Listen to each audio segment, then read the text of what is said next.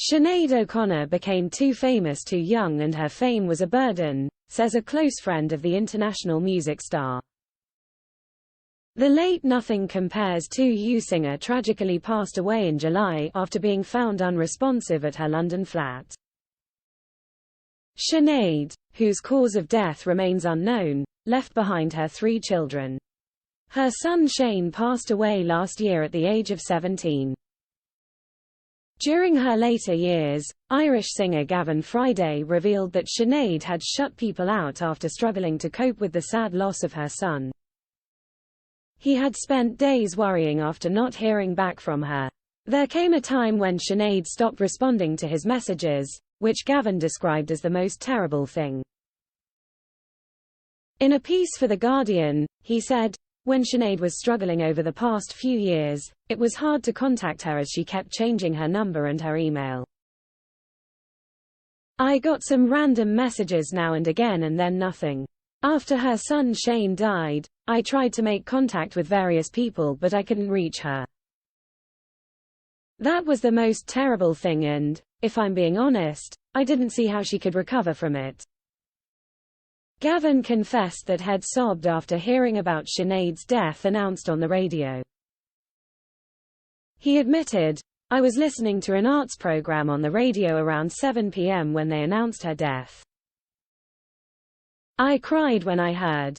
I remember the radio stations cancelled all their scheduled programs and just played her music.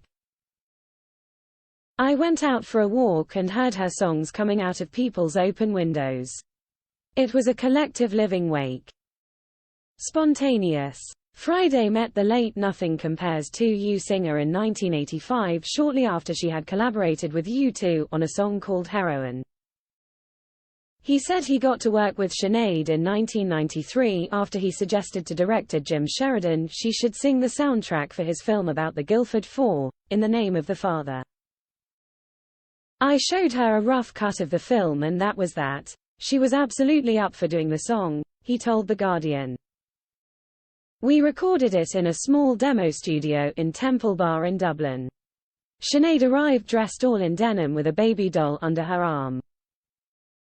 You couldn't tell if she was acting for effect or what. I asked her what was going on with the doll and she said, "It's my doll. I didn't have one as a kid and I have one now. She's called Sinead." That was a room clearer. The musician and producer immediately legged it. If you're struggling and need to talk, the Samaritans operate a free helpline open 24/7 on 116,123. Alternatively, you can email joe@samaritans.org or visit their site to find your local branch. Follow Mirror Celebs and TV on Snapchat, Instagram, Twitter, Facebook, YouTube and Threads.